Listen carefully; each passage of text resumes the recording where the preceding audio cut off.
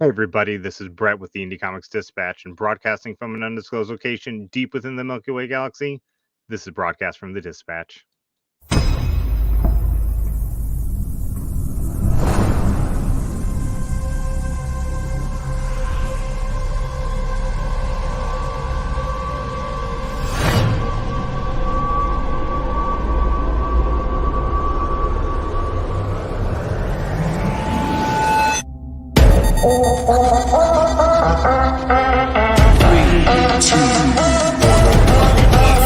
If you got a story and you want the world to know it, if you think you ready and you ain't afraid to show it, throw your hands up high, yeah, we might stand out. We always representing cause that's what it's all about. We always representing cause that's what it's all about. And if you love some indie comics, let me hear you shout. Like, just stay tuned, what's the story? Had to get that every time a brand new indie comic from the Dispatch.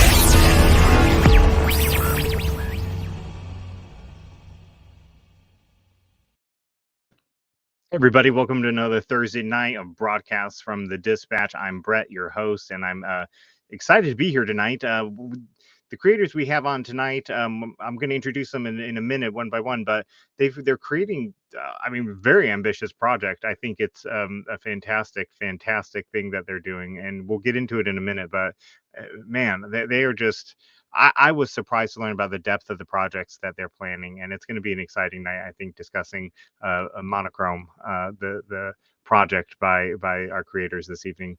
Couple quick announcements. I don't say it enough. I started saying it last week. IndieComicsDispatch.com. Go there. We got news, we got reviews, we got ways that you can submit your project to get more eyes on it. We have you can submit a press release at IndieComicsDispatch.com about your upcoming indie comic. You just go to contact us, hover over submit, go to submit a press release, send us a press release. A press release is just really a write-up about your comic book. It tells everybody a little bit about your comic book. It's an extended elevator pitch, if you will, for your comic book, your project that you have going on.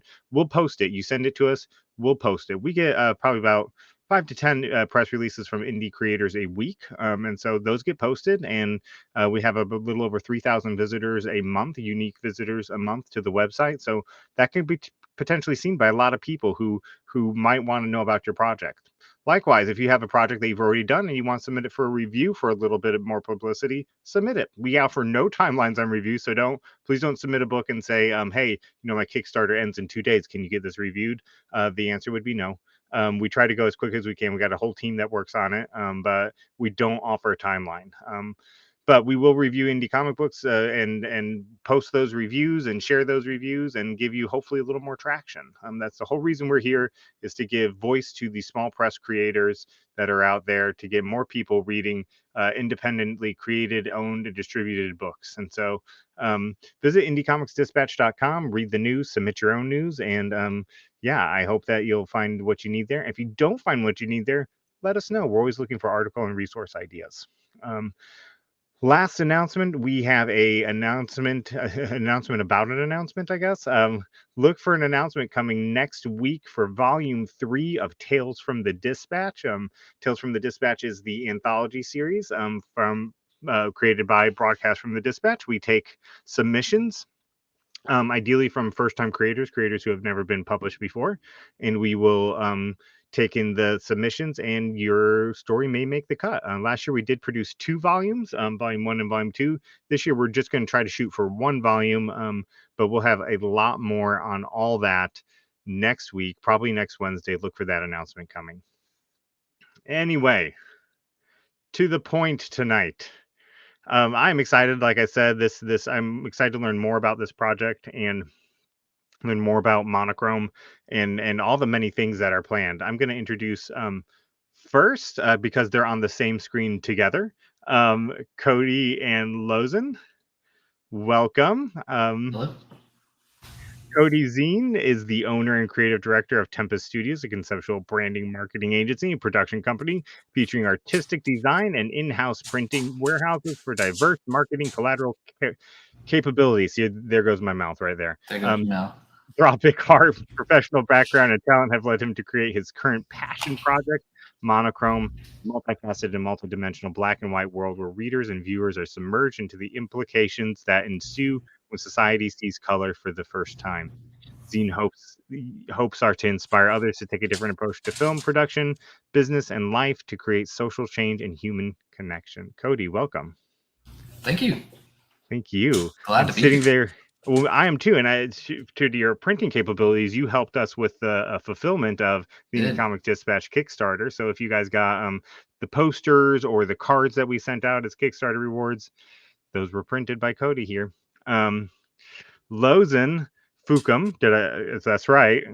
Yeah. All right. I'm getting there. Artist, curator, storyteller, filmmaker, writer, director, producer, sober, creative, hairless monkey, human, most underestimated disappointment, becoming nothing, child trafficking survivor, not a taco, does cool shit with people who don't suck. That's probably it. the best damn bio that we've had. I love Thank it. you. I hate love writing bios. They just are so weird. And normally I just write human, and then people are like, no, you've got to write more. I'm like, all right, fine. I'm just going to give you incomplete sentences. I love it. I love it. It sums up who you are. Yeah. And then also joining us is, hold on, sorry. Cairo. Cairo is a Brazilian artist, graduated in marketing with specialization in graphic design. He worked as an art director and creative director in advertising agencies for 15 years, in addition to developing several brands, visual identities, book covers as a graphic designer, always using illustrations in his work. Cairo, welcome. Thank you. Thank you for being here tonight. I love your shirt. I didn't get to say that before the show, but I love your shirt. One of my favorite stories right there.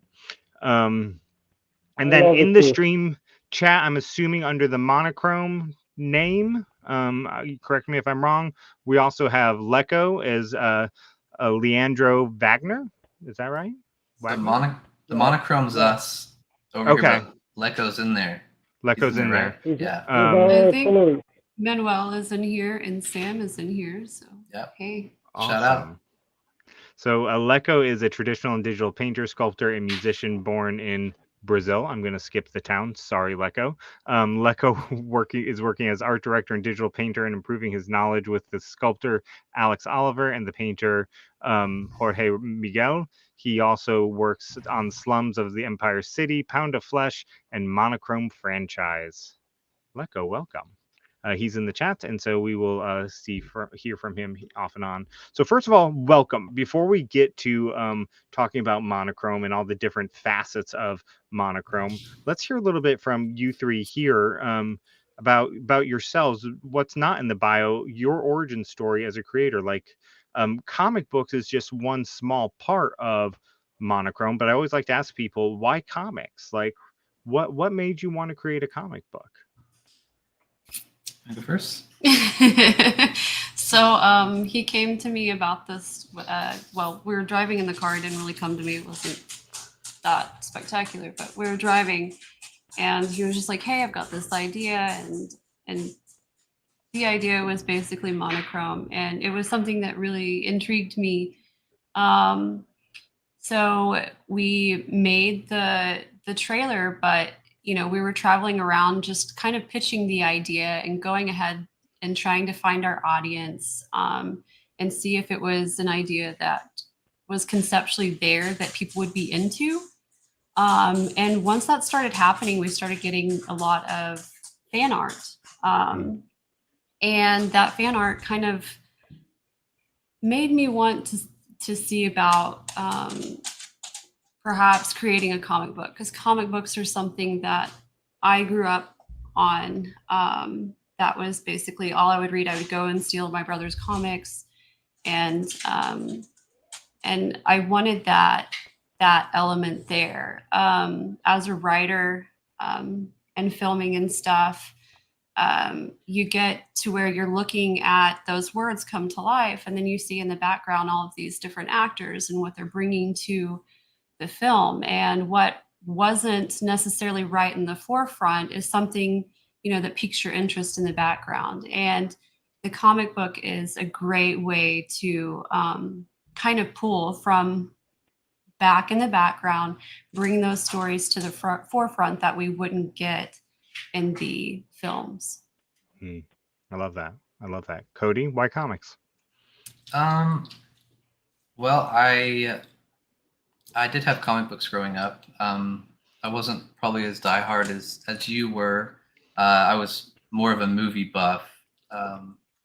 But to Lozen's point, just the variety of mediums in which, you know, we just love storytelling and being able to transpose the visual medium away from the video and moving images to a still image, you know, is intriguing. And you know, you have all the comic books to movies and movies to comic book flip-flops in the big movie world, you know.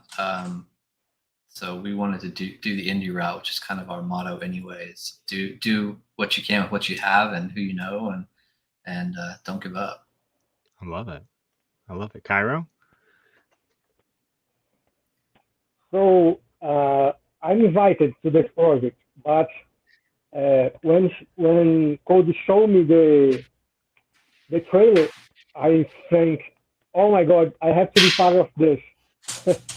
I love cinema and comics, of course, but when I have the opportunity to make it together, I thought it's crazy, and I love this dystopian world and like Mad Max, you know. Mm-hmm. That's so awesome. I was very excited. Nice. I want to say hi to a few people in the chat real quick. Some we've already mentioned. Just popping people up on screen. There's Lico. Yeah, he's Leandro Wagner.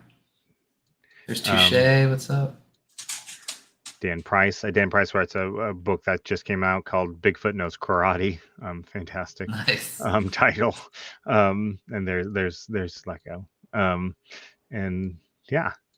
So I love the idea of picking up Lozen, you kind of mentioned this, picking up on things going on in the background and bringing it to the forefront. I love that you can create this world and explore it through so many different means, both film and comic and game. And I think that's so unique. And you're right that, you know, that happens a lot in mainstream, and we kind of think of it as, I do at least, I think of it as kind of big, unobtainable for indies. But with all the technology that's out there now, it's really within our grasp. And you guys are one of the first that I'm seeing kind of put it all together. And so that's why when I was researching Monochrome, I was just so intrigued and couldn't wait to talk to you tonight. So let's get the deep dive into Monochrome. Let's talk about all things Monochrome and tell us all about it. Yeah, let's do it. Do we want to show? Yeah, I'm gonna bring up the as best I can here. Yeah, sure. Here we go. Sweet.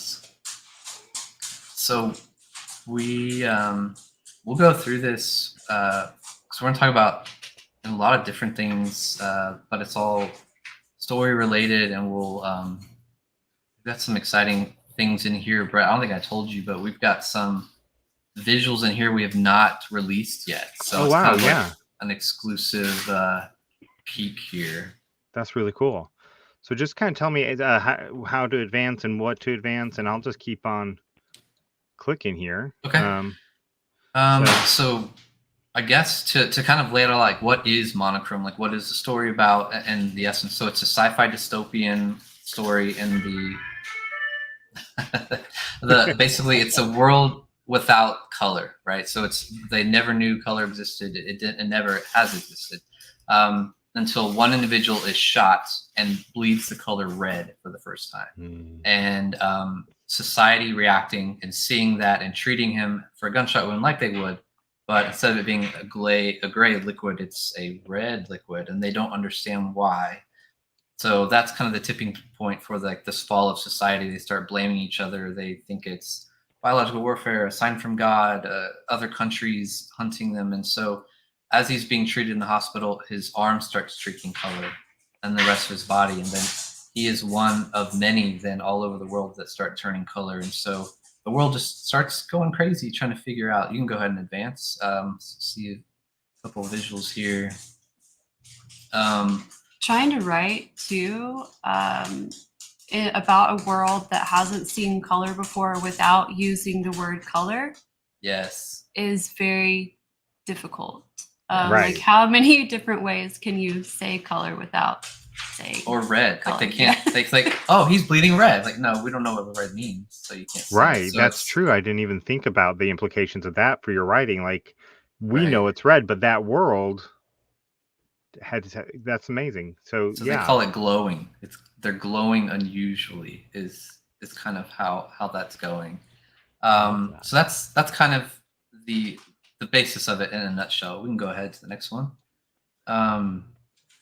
So we've been working on this for a while, since the idea of, hey, that'd be cool if there's a world like this.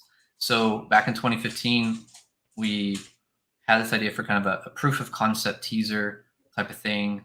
And we got a stand-in actor, and we went out to West Texas, decked them out in some gear, which you can show here.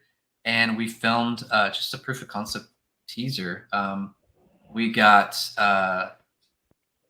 DC Douglas to do the voiceover, which he does the Resident Evil stuff, the Transformer cartoon, tons of stuff. He's in Sharknado. Yeah. What's that sci-fi zombie series that was out there? He's in a whole bunch of stuff. Yeah, I know what you're talking about. Yeah. So he had this it's like this Duke Nukem voice. He can do a lot of voices, but it's just kind of this raspy Duke Nukem type of thing. So we did that. And you can go to the next one now. We wanted to kind of take the idea and the visuals of it now, and we started going to like Comic-Cons here locally. We're from Texas, so we would go to Comic-Cons and show people this teaser. The first one we went to, we didn't have money. We paid to get in, but we pulled around a gardening wagon with posters and an iPad with our thing, and we had a little photo booth set up on our iPad. It's like, hey, take a photo with us, watch our trailer, and we'll give you a card and a poster. And we started gathering emails, getting a following. It's like, hey, we're going to do it locally. Do you want to act? Can you draw? Are you on a crew? Can you work a camera? And eventually we got a booth, the next year. And then several years later, when we had made the project, which are some of these, we got a double booth and we premiered the actual trailer and that sort of thing. So it was a lot of fun. The booth looks really cool. I see a lot of people setting up at Comic-Cons and stuff. So I see a lot of different booths. Some, very obviously not a big budget, which is totally fine. But I love seeing a well set up booth. It helps. Booth looks amazing. It helps when you can print a lot of things, right? Yeah. It's like, hey, how big is that? Let's print it. But yeah, it was a lot of fun. So we can go to the next one. So everybody seemed to like it, and they wanted to be involved with that. So we'll keep going. So originally the idea was for a film, right? So the first film is called Monochrome: The Chromism, and it's our origin story. It sets up the world and the characters. You can keep going. You get to meet, the main character and the others, and basically, the word chromism is a chemistry term when something changes molecularly. Yeah, internally there's something that changes, and that's going to spark a physical change on the outside. Yep. And so that's what's happening here, right? It's a world without color, and all of a sudden this individual bleeds red and starts turning color, as well as all these other individuals all over the world. And so that's the change, right? So we shot the film indie style using local cast and crew, and we started submitting it to film festivals. And the trailer we did pretty well. It was pretty well received. Met some great individuals with that. The cast and crew, they're like family, a lot of them, and it's been really good. But as we're doing that, well, I guess we're about to get to that part. But okay, you can go ahead. So we released the film officially last year in 2020 on Amazon for US and UK, and we have the DVDs and merch and stuff in the website. And then this past Tuesday, we just announced a global release on Vimeo on demand.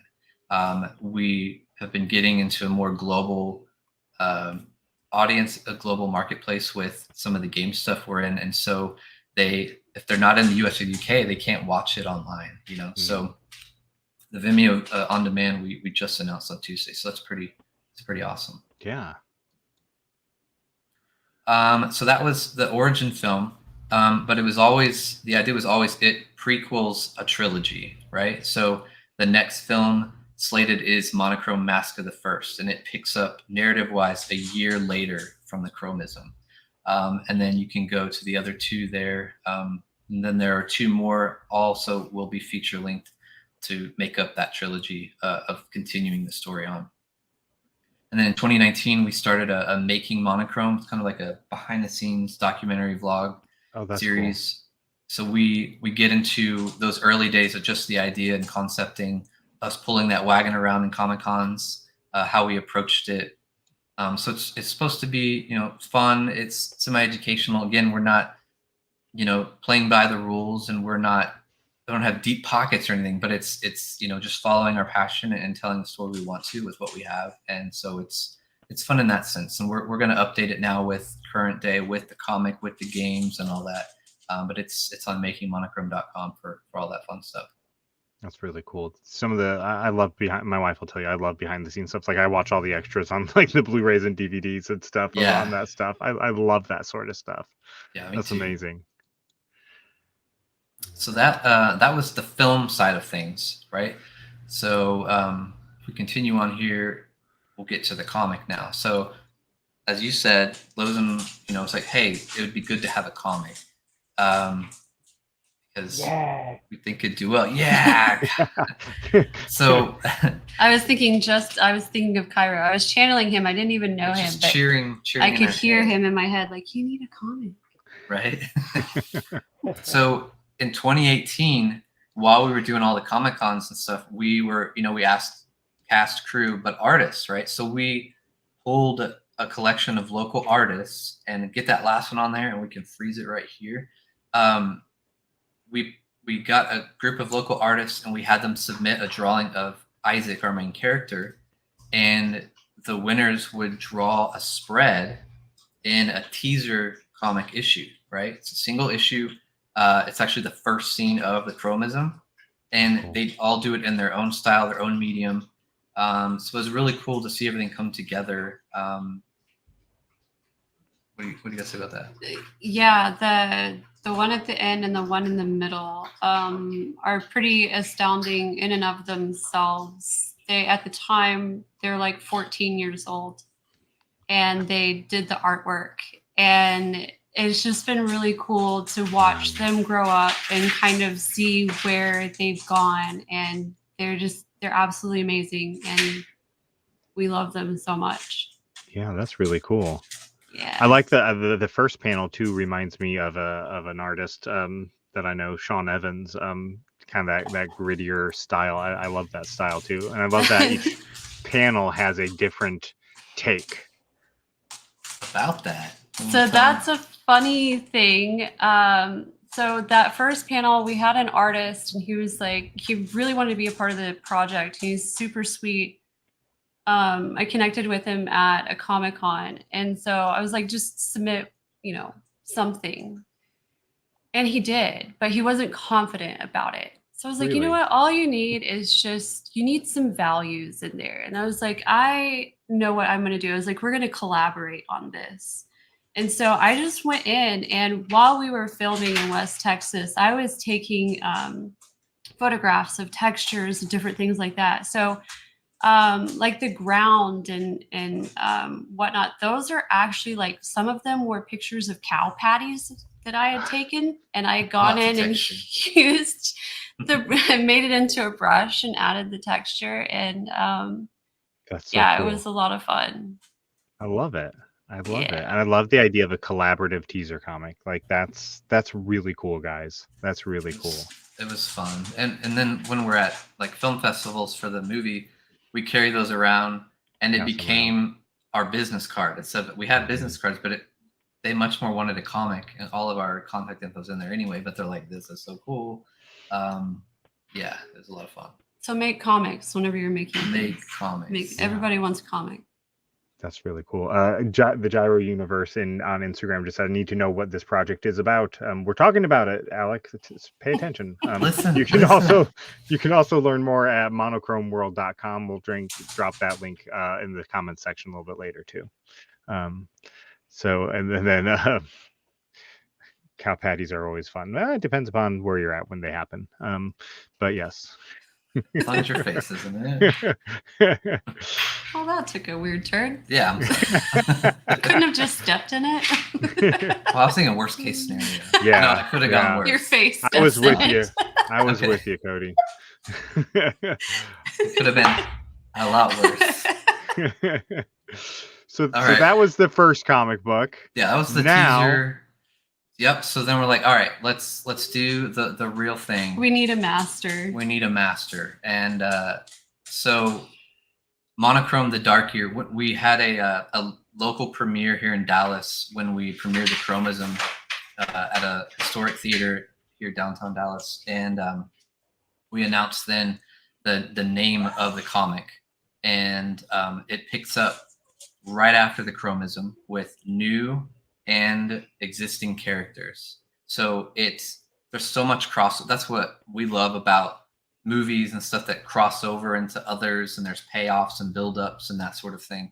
But these are some of the sneak images that I think all four of us have agreed on that we've been showing. So you can show the other two on this page.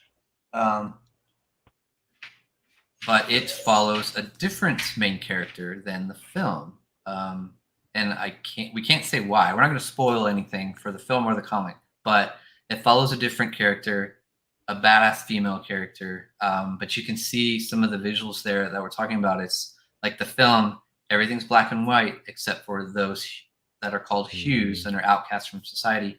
And the only color besides skin tone is red blood, right? So you can see there. Poor Hugh there being drug away. But we were, both of us have artistic ability, right? But there's so much going on with story and the other facets of Monochrome. Like we knew we needed some really great or a great individual that could handle the art on this. And so there's great places on Facebook comic groups and stuff. And I think that's where I found Cairo, right? Wasn't it a Facebook group, Cairo? Sorry? We connected in a Facebook group, right? A comic when you first heard about the project, right? Yeah. We talked 1 year later. Yeah. So we've been working on it a little while, but he's great. And then introduced us to Leco, and they work together on a lot of stuff, and they're really efficient in that matter. And so we've been working on it. We had the script. We'll let them read it, and it's been a really good ride. The turnaround with these two is what blows my mind. We can come to them with, an idea for something, and they throw it back at us, within like 24 to 48 hours. It's insane. Wow. The talent, and just, it blows my mind how they can do this all. We have artistic ability, but it's dog poop compared to what these guys do. It's cow patties. Cow patties, yes.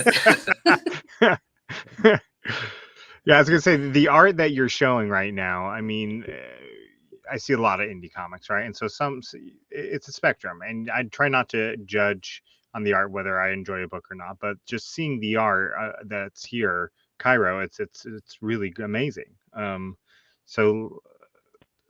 As an artist, Cairo, how did you approach? Was it hard to approach a world that didn't have color? No, when I was born, I think in gray tones because I can't use colors, and I wanted to make it more black.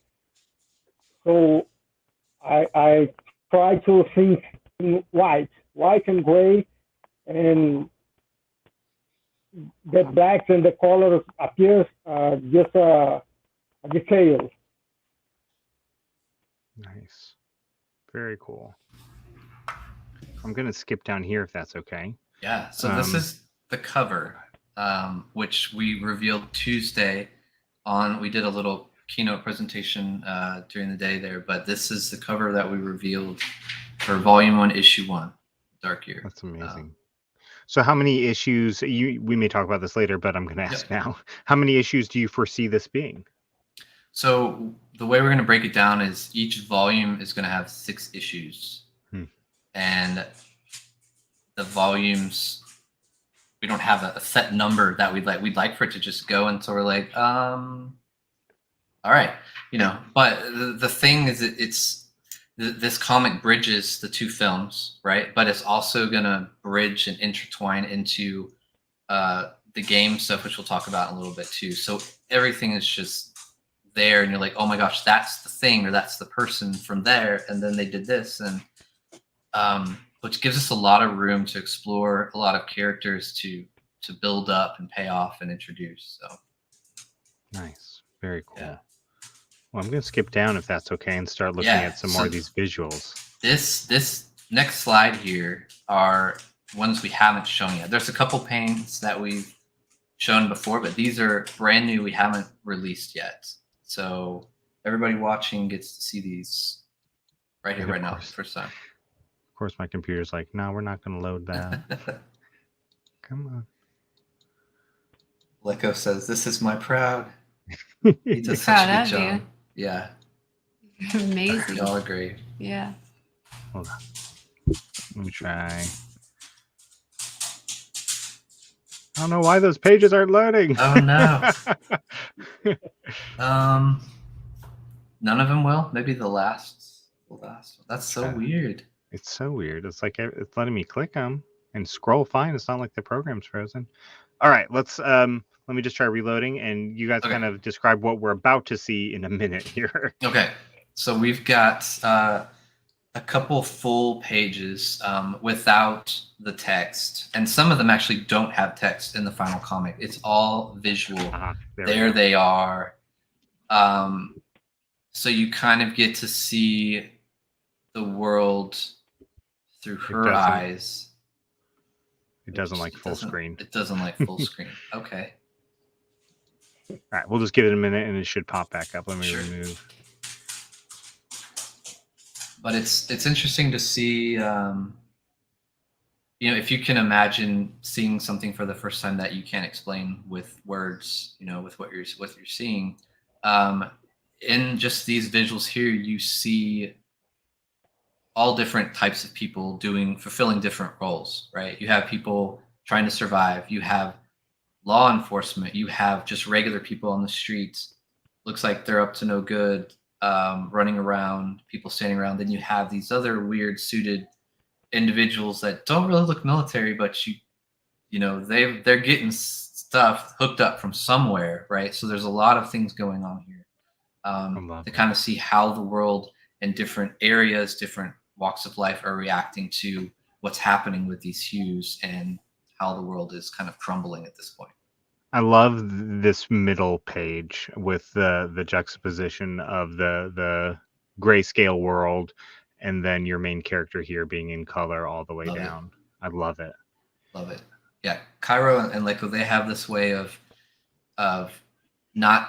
It doesn't stay monotonous. It's like, okay, we did this type of thing on this page. Let's break it up and do a full scale over here. You know, it keeps it interesting. It tells the story with the panes, with the background color and everything. And how that cat's about to swat that damn helicopter out of the sky. Like, I love it. Yeah. So I looking at the panels, I've obviously not read the book. But just the concept of the world, I feel like you guys started this back in 2015, and I feel like, you know, 2020 hit, and like if we were in grayscale, and then 2020 hit, and all of a sudden we're starting to see color, like some of the same shit we saw happen with this pandemic would be happening with color, with people refusing to believe in color, or hunting the hues. I feel like you almost have a prophetic voice going on here for some stuff in our society. Have you seen that yourself? Yeah, Yes. it's crazy you say that. So actually, two things. One, and it's not actually in this presentation, but when we launched the film last year, we built a faux news website that had news articles. Like if we were living in the world of Monochrome and that was our news site, we'd be reading the article like we were in the world, right? And it was the political environment, the climate, everything of the world, lockdown, everything in the day to day up until our character shot, and then the crumbling of it, right? Well-written articles like news would, right? Give it a year and a half later, COVID happens, and you read those news articles, and it's like, holy crap. The second thing is that where your mouse is right now on that pane, when them carrying that person away, there were, what was it? There were a bunch of riots happening. The Black Lives Matter protests. I think that was it. Yeah. They were carrying people away, and I kid you not, this was done first, right? This was done first, and then the second panel, yes. Yeah, second panel. I remember that. Yeah, I was like, Cairo, look at this, and look what you did. Like, it's the same angle, and like it was so creepy. But yeah, and that's kind of what we haven't discussed yet, but it's probably the most important thing is we believe in positive messaging, and the goal with all this and the underlying theme is equality, right? It's all equality, whether it's you have skin color like one thing one day and then you don't the next day. How are you treated differently and why? That's silly, right? But then it spans the spectrum of racial, religious, sexual, all equality, and so we want to show just how silly that is, but in a cool dystopian story, to hope that like we can step back on the road and be like, wow, that's like. But also like touching in on how serious it is too, because there's a lot of parts in it that are supposed to make you uncomfortable. Specifically in the film, we had a bus scene where a ewe is getting carried off. And originally it was supposed to be male, and then probably 24 hours ahead of time, I was like, nope, we're going to do a black female. We're going to recreate kind of a Rosa Parks theme, and we're just going to make someone really, for me personally, it made me really sick to my stomach to kind of see and be there recreating that. And it's the same thing too with like being prophetic. There was a moment, a point where we were in lockdown, and I was just thinking to myself, like, I'm not sure I want to write about this stuff anymore because it's happening. And it really, I was cooped up, and I mean, it sucked. Like, it started getting to us, and with the news articles and stuff, I'm like, all right, you're going to put these out there, but we have to be really, really careful because we don't want to add to the craziness that's out there right now. We need to make sure that everyone can tell that this is a faux news site, that this is not real. It's promotional for this. So it's bringing things to the forefront. Again, messaging wise, but trying to do it in a way that is, I guess, safe, creating a safe place for that conversation. Yeah, that's smart. I like that. Great panels here. Well done, Cairo. Cairo Lecco, great job. Yes. All right, we ready to keep moving down? Yeah, let's keep going. All right. So we have merch, obviously, from the Comic-Cons. We have t-shirts and posters and hats and the teaser comic on the site and whatnot. So that's been fun to create that stuff. You can go all the way down there. And there's always been kind of this rivalry thing of like hunt the Hues, save the Hues, and then you have their kind of their faction. They're not really faction, but they kind of are, right? The good guys, the bad guys, their little symbols on the back. Well, that when I opened the presentation earlier today that you sent, this presentation, and I saw that I think it's like first, second slide or whatever, where you say they call it the hues or whatever. Yeah. And I was like, oh, that's cool, but I don't know, maybe horny. But then when I got to the hunt the hues, save the hues, I was like, that works so well. Like that just rolls off the tongue. That feels natural. Like, yeah, of course they're the hues. They couldn't be anything else. Like I don't know. I love it. I just wanted to stop there at the t-shirt and say, that's a really cool fucking shirt. thank you. No problem. Yeah, let's keep and going. I'm assuming all that's available at monochromworld.com. It is, and there's a couple other things on there too, but that's all I put on the slide for this time. Yeah, The masks. the masks. The yeah, masks. hey, gotta do masks now, right? Surprised you don't have like blue blocker sunglasses or something. Right. So everything that we've talked about that's on this left side is kind of this gray side is the real world stuff, right? So it's the tangible, the comics, the films you can watch, the merch you can wear, that sort of thing. So the red side here is something we've been in for the last year, and it's digital world. It's Did metaverse. you check with Mark Zuckerberg on that name? Yeah, we were doing this before Mark Zuckerberg. He can suck it. Yeah. Anyway. Love it. All right. He can suck it. That's what she said. He can zuck it. He can zuck it. Zuck it. That's make that hat. Let's do it.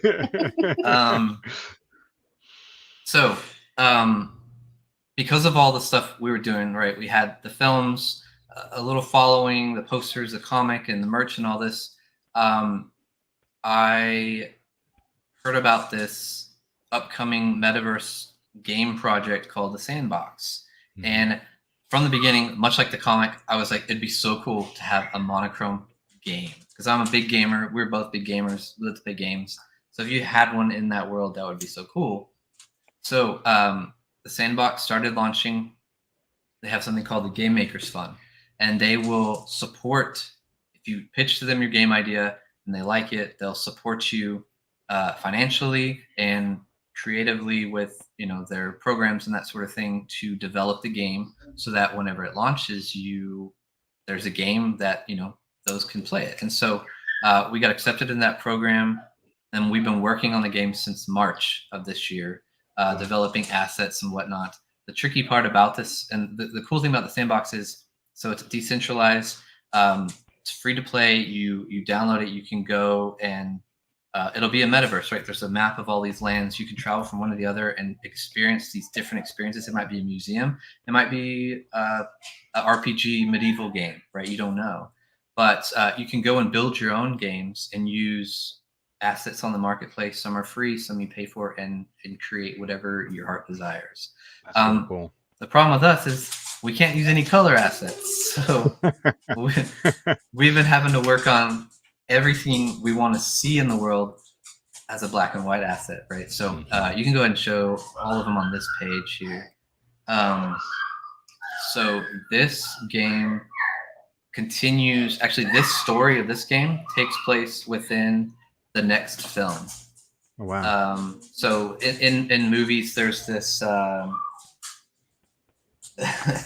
or Manuel, no. No.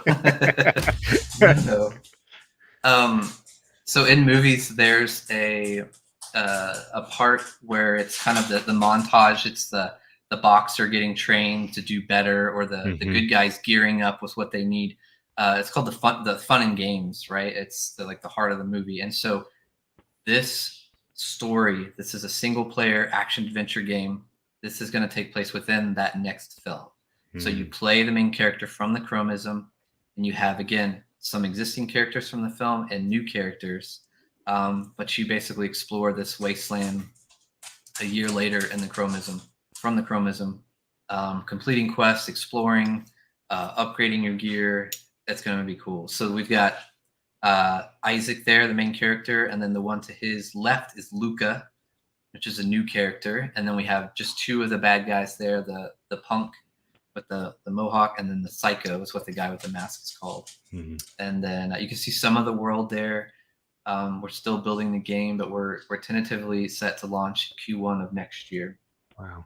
Well, just like everything else we've seen so far too, from you guys visualize, like this is well done. Like you're not half-assing it. This is looking really cool and like a top quality, you know, big studio budget game. Thank I you. love it. Thank you. It was all $2,000. Wow. The movie was. Yeah. Well, yeah, for the most part. Yeah. All $2,000. That's awesome. All right, let's keep going. Yeah. So that's the game. The first part. That's one of the games. So this last Tuesday we announced Monochrome Monolith, which is going to be our multiplayer game. It's a social hub where anybody can come and join, and it's gonna kind of look like that. It's kind of a demo thing, but it's this big treehouse castle built out of mismatched pieces of metal and buildings and shipping containers, and you can show all of those there. That's fine. But it'll be a trading post. So the thing about the sandbox is you create your avatar, you can go in these games, and you can buy NFTs. I said the word. I don't know how familiar everybody's with, but NFTs. Give us a breakdown, because Okay. I feel like I understand, but like we get questions sometimes like, hey, I heard comics are doing NFTs. What do you think about Sure. NFTs? So give us your breakdown of NFTs. So I'm going to explain it. I'll explain it like this. So in this game sense, We have a room full of NFT. yeah, we've got people. some of the NFT family right here. Yeah. So you guys feel free to chime in. But imagine you're playing, I don't know, World of Warcraft. Anybody familiar, right? Or Yeah. you play any game, right? You create your character, you step into the world, and you play the quest. If it's multiplayer, you can interact with people. You can buy a sword, but anybody can buy that sword, right? For the most part. There's some where they make it more rare, but anybody can buy the sword, and that's that. It helps your character become stronger. Same with the armor. And then you turn off the game, and that's that. There's no real world value to it. With NFTs and gaming, you step into the world as your avatar. You can go buy equipment, armor, decorations for whatever, with crypto, right? Which equates to real world money, and it's yours. You own it, and you can sell it. So you can sell it and then get real money out of it, right? So that's kind of a one way to explain it. But you know, the NFT is when you buy it, it's imprinted on the blockchain. So you can, it's like a big long receipt that just keeps going, and you can go and check this person bought this at this time. They definitely own it. It's proof of ownership, right? So when it comes to comics and artists, the great thing about that is when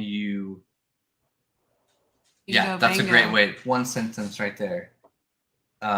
Authenticate ownership of digital assets. Right. Yes. So when an artist creates a piece, right? So like Cairo makes this awesome poster, and he mints it, which is what it's called when you know, like Put you it mint on the money. blockchain. You put it on there, and it sells, right? So he'll make money from the sale, but he can set an amount, you know, maybe 10%. So if that person who bought it wants to resell it, Cairo would still get 10% for every secondary sale after that. So it's supporting the artist and continually, you know, yeah. But there's, you know, there's the gaming aspect, there's the art, there's so many parts. But with this, yeah, it's the game for the most part. That's really cool. So what kind of NFTs will you have in your store here? So for this, and it'll make sense. So everything we've made for the game, that's the walls for buildings, black and white grass, rocks, all of those characters you saw, all of that would be for sale. So anybody could go in and buy those NFTs and make their own game with monochrome assets. It doesn't have to be a monochrome game, but they could put those characters in their game. They could put that grass in their game, right? And it would be theirs to own and do with what they want. And then further on, if you want to jump to the next one here, one of the biggest things we'll have are the weapons and armor and things that make your character stronger or achieve things that they can't without it, right? So our third thing we're working on is a multiplayer PvP game. So the Monolith is more of a peaceful area where you socialize, hang out, but there's no fighting, quote unquote. Mayhem will be the PvP, the fighting, the elimination, capture the flag, that sort of thing. And it's going to be Hughes versus Hunters. So it's this factionized thing, continuing the story with the characters. I love that. That's really cool. Let's see. Okay, so those are the games. So NFTs. So we've started. Here's another great example. Collectible NFTs. So we have started a collectible collection for Monochrome that are NFTs, which consist of the posters. There's behind the scenes photos of us in production or stills from the film. Eventually, we're going to do the early comic sketches of Cairo and Leko, the early stages of the characters or the panes, the pages, that sort of thing. And those will be one of one. So when someone buys them, it's the only one they have ownership of that. Wow. And then the gaming NFTs, it's the same. So there's a helmet, right? Like the helmet you see there that looks familiar from the comic pane you might have seen. People can buy that and use it on their character. Nice. Or a different gun or shoes or that sort of thing.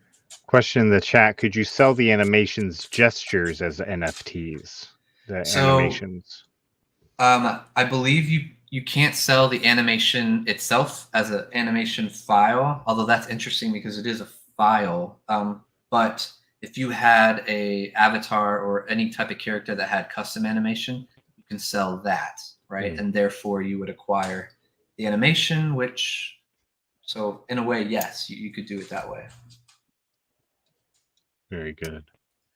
And then the other thing, so this is the other thing we announced Tuesday, are the monochromies. And I don't know if y'all have seen this type of thing, but it's basically community centered around different types of NFT collections, right? So I don't know if you have like the Bored Ape Yacht Club, Lazy Lions, the Robotos, things like that. But these, you can go to the next page and we'll explain that. But going back to our example with the games, right? If you create a character in a game, anybody can pick that hairstyle, right? Anybody, they might not get the right combination, but they can get pretty close.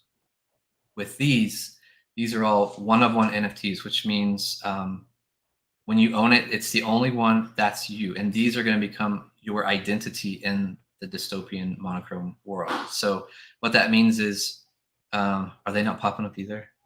No, they're coming. Okay. That one's kind of, I got that one broken down kind of silly.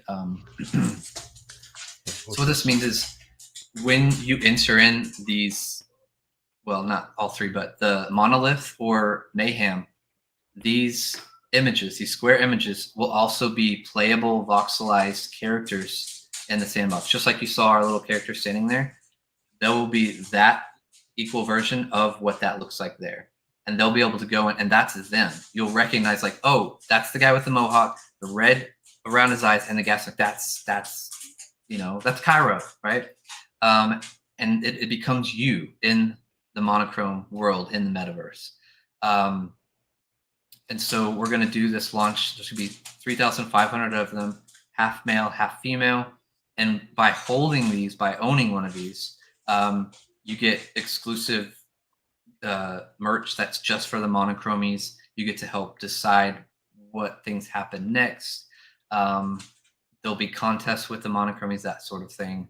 And yeah, it's really exciting. It's coming. Concept. Like, it's a new thing, a newer thing. It's taking off.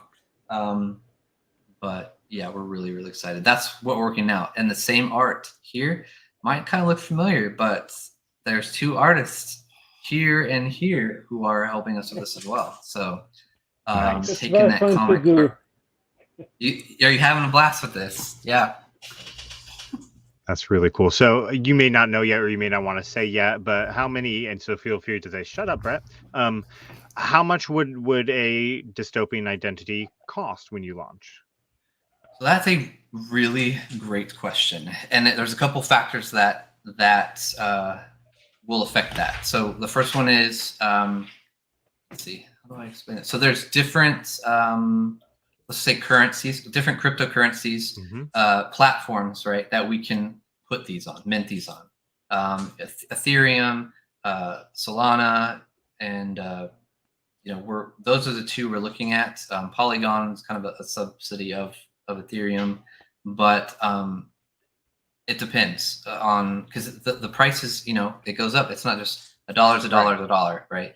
Yeah. So right now we're looking at Solana for these, but we're still in the early stages. We're developing the art, and the cool thing about these is it's randomized, right? So when you go, we have all these different. There's a headpiece, an eyepiece, mouth part, what they're wearing, something on their back, and then what their skin is. So you'll see there's hues, there's hunters, there's partial hues, and then there's different ethnicities with the skin tone. Same thing with the female. So when you get one, it's kind of fun. Depending on how we do it, it might be random right when you mint it. It's randomized right there, so you don't know what you're going to get, and then you get it. And then some traits are more rare than others. So there's kind of the scale of, oh, I really wanted the mohawk because there's only like 1% of those that have that, right? So there's builds value in these traits. So I don't know the actual price yet until we go on there, but it'll vary. That's awesome. I love it. I love the whole concept. Let's see. And then the last thing, it's kind of with that also, is we're going to develop our own cryptocurrency that's kind of this ecosystem token, right? So basically, if you have this character, this Monochrome in the Monochrome world, we as a community can give out rewards like, hey, you for owning one, you get, you know, an allowance every week or every month just by holding on to it, for believing in the community. We're going to give you like 100 of these coins, and well, what can you do with those? You can upgrade gear for your character to play in the PvP games, right? Or we can hold PvP tournaments and the winning team gets a set amount, right? So it's this ecosystem token that kind of carries over and all of that. And then all these arrows here, if you put them up there, is, you know, we're talking about tying everything together, but these individual identities of the people that hold them, you know, we're talking about having the person who's holding it, that individual character, be maybe in the next film, right? Or carry over into a comic, or those real life people like us sitting here, like we have monochromies, but we want to be in the movie ourselves, right? Let's do it. And so there's all these kind of perks and rewards we're going to do for those that join up in that community. So that's really cool. That's really cool. So it just kind of reminds me, let me remove this from the screen real quick, get us back in full view. But it reminds me of people who go out there, and this isn't derogatory, so please nobody out there take this derogatory, but people get stuck in world building sometimes for comic books. They want to create their universe. You guys, I don't want to say you're stuck there, because you're actually doing it. Like, you are making a whole universe. You have a film, you have another film coming out, you have a comic book, you have a game that really allows people to truly explore this universe.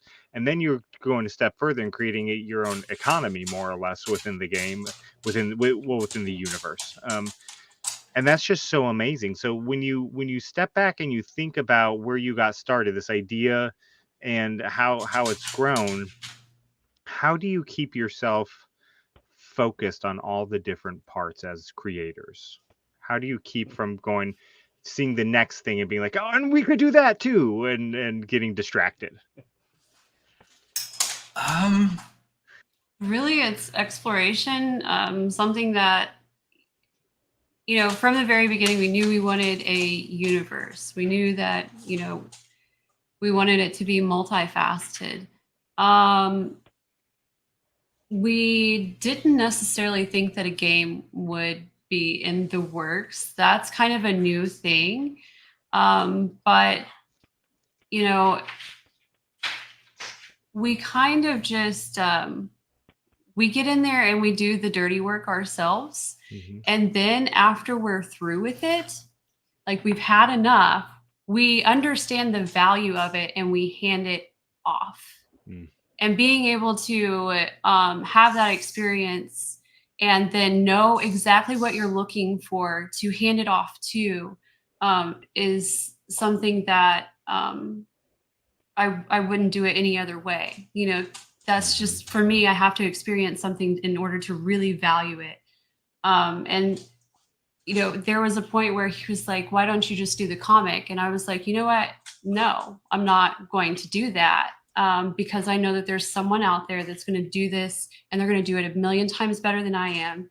And it's going to free up my mind to do and focus on other things. So it's really having the ability to know your capacity and know what you're looking for. I love it. I love it. So I'm assuming here that when you release the monochromies and the funds that are accumulated through the sale of monochromies are going to go back into the project and fund kind of the next wave of things. That's right. So with that, when you do release a comic book, are you planning on a Kickstarter or any sort of crowdfunding, or just keeping it kind of within the kind of ecosystem that you've already set up? So we, as of right now, we're still planning a Kickstarter. We actually have the page, other than our intro video. All the rewards are laid out. It's broken down. All the hard number crunching on fulfillments and stuff is done. That's just fine tweaking the write-ups and then shooting the thing. But the idea would be to do a Kickstarter to get that initial batch for that. But you know, we were slated to start full pre-production on the next film, and then COVID happened. Right. And it's kind of bittersweet in our sense, because we had to pause, you know, and made us kind of switch. And it's like, well, let's like fully focus more on the comic now, right? Because that's digital. This is our first time we get to see and talk to Cairo this way. Like, we talked to him other ways, but to be able to digitally interact with him and Liko and, you know, other people that have helped us on the film, it's safer this way, right? Mm-hmm. But you know, getting to focus on that, yeah. And then the game, you know, the game thing popped up, and we pitched that to them, and they liked it, and it's kind of been this big snowball. And the community, the NFT community, the crypto community is amazing, but the sandbox community and those that are in the chat here, I mean, it is like family. It's crazy, the support. It's a brotherhood. They've got their own projects, their own stuff, their own lives, but we all try to help each other out, and just really supporting the indie developers and creators. I love it. I love it. So, Cairo, let's talk a little bit about the comic book for just a minute. How many pages is the comic book going to be? Good. Let's do. That's what? Let's do for the first one. 22. Yep. Sometimes they ask at me, hey, and number 2, take it easy, man. we are doing the character line and the NFTs. Yeah. That's really cool. So, so we mentioned earlier too, you are designing a lot of the monochrome characters, and so that's got to be just a real chance to flex those art muscles and creativity. I mean, all those characters that you get to breathe life into. So that's really cool. Can you talk for a minute about your creative process behind some of those characters? So Cody sent me any references about each character. So, and I search too, and I try. And I will try doing, and oh no, it's a shit. And the reason and start again. And sometimes I look at the paper and yeah, is it? That's awesome. That's really cool. So I'm going to ask this question because I feel like I have to. I noticed in the monochromies, 1750 male, 1750 female. What about non-binary? What about people who don't fit the mold, fit those terms? So the benefit of the monochromies, and quite honestly, if we were to have a female up on that screen, based on the wardrobe and stuff that there, you won't be able to tell, right? Okay. and again, go back to the quality. Like, we want to represent everybody across all things. So But if we have to add that, I mean, that's something actually to consider, and I'm glad you said that. Like that, you make a very valid point. sure. So, maybe that's something we kind of need to go and really discuss and talk about, because yeah, we are, that's our thing, is being inclusive. So yeah, we could just do, oh, well, it's going to be male or female, but you can't really tell. However, that could not be nice to I say. think, yeah, and I think when it is fully announced and launched, it's definitely not going to be in that regard spoken like that, but in a technical sense, in the way it's created and developed like that, they're because of the way the body's shaped, it has to be in 2 batches, right? And where you fall in each one is going to be covered across the board. Absolutely. So we'll definitely have to fix the wording on that one. Yes. Well, cool. Very cool.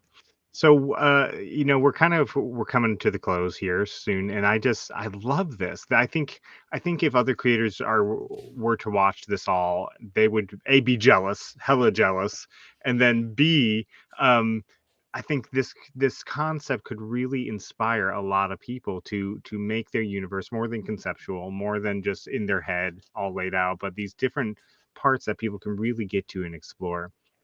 If there's been one thing that surprised you throughout this whole creating process, that's kind of either surprised you in a good way or a bad way, what would that be? Deep questions. You go first. There's never a dull moment.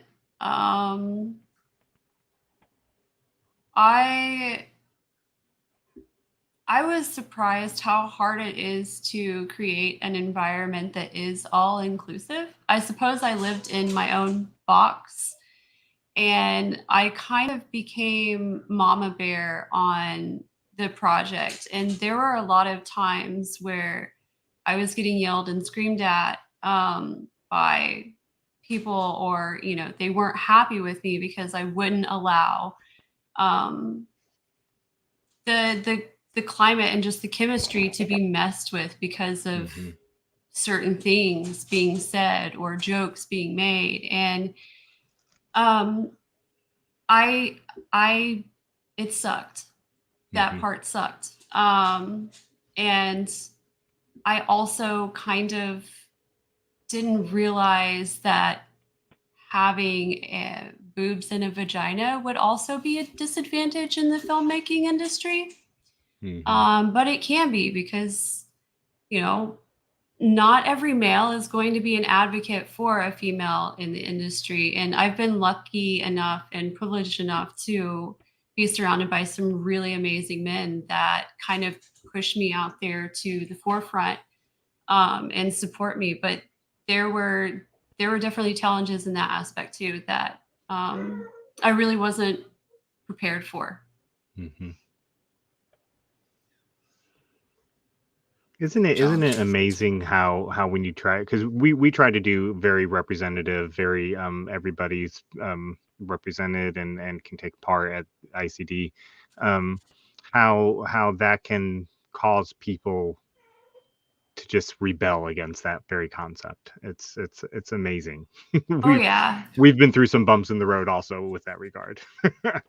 Yeah, and it's always, and then you just realize, like, man, what kind of bubble have I put myself in, and then like, well, I guess the reality is it's not perfect all the time. And it's really taught me how to kind of fine tune my reactions, because normally, if it would have been 10 years ago, I probably would have caught a charge. But I've learned to use words, have dialogue, and work through these things and try to still find a common ground with individuals. Cody, what surprised you? I guess the positive surprising was, and I guess it goes both directions. This can be the good surprise and a bad surprise. The good side of it is the individuals that we've crossed paths with as we've started this journey. A lot of them have kind of become this family, this close-knit family. They believed in the project, and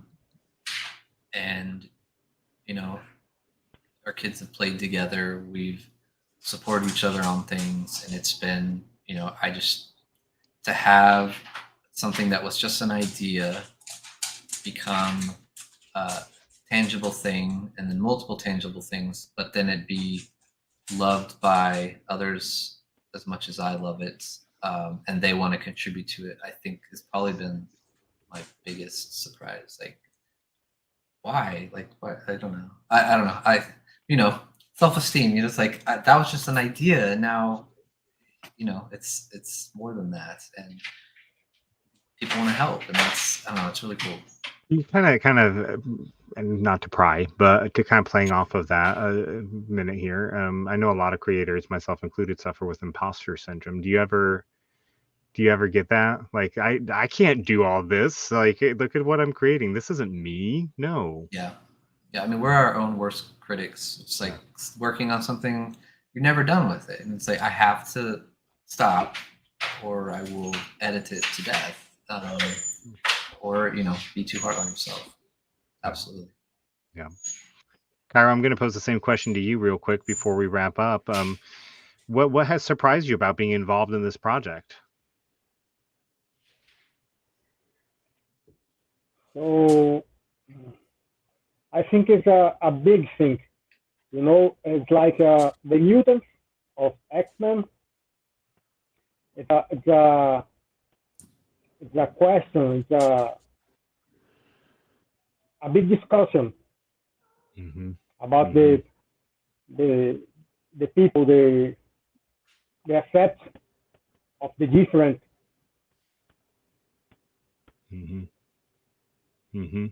Yeah. Guys, I've dropped the link monochrome-world.com in the chat. I think you can get to all your other sites off of that one site, if I'm not mistaken. So monochrome-world.com. If you're listening on the podcast after the fact, monochrome-world.com, you can get to access everything that's going on right now. And trust me, you want to start looking at this stuff, because it looks like Q1 2022 is going to be, really freaking awesome. And so start following along. Where else can people follow you? How can they find you on social media and the whatnot? So on our Twitter, Facebook, and Instagram, it's all A Monochrome Era, ERA. And you're gonna hear some dogs barking. Little one thinks she's tough. But it's A Monochrome Era. Mushka. And then we have a Discord, which it's a Discord community. So we're all in there all the time. We'll post when we stream twice a week, live in the sandbox programs as we're creating assets or world building. We just had one today, and we were hanging out building the monolith in there, and just having a good time as we construct it, giving away ideas, and we built characters together, that sort of thing. So join the Discord and come hang out, and that's where the Monochromies will be and all of that, chatting it up. So very cool. Very, very cool. This has been so cool, and I want to have you on in like a year from now again, just to see like what all has happened, how big has this world grown, what has launched, what's new coming down the line. So mark your calendars. November next year, you guys are back on. We're going to do this again, and we're going to see what's going on in Monochrome 1 year from now. Guys, this has been an amazing conversation. Like I said, if you're out there listening to this, or maybe you're just catching the last few minutes, go back and rewatch this, because it is such an example of what could be if Amanda says, "Show me the dog." Show me the dog. Let's give her a screen time. What do you think? Yeah, Mushka. Of the different ways you can build your universe and really get it out there. This has been an amazing conversation. Kodi, Lozen, Cairo, and Leko in the chat. Thank you guys so much for being here tonight, and thank you for chatting with us. Thank you for supporting the Indie Comics Dispatch Kickstarter, which is why we're here, because you supported that, and not only with your pledge, but also with helping with all the printing. So you guys have been amazing supporters. Thank you. We appreciate it. Thank you so much. Thank you. No problem.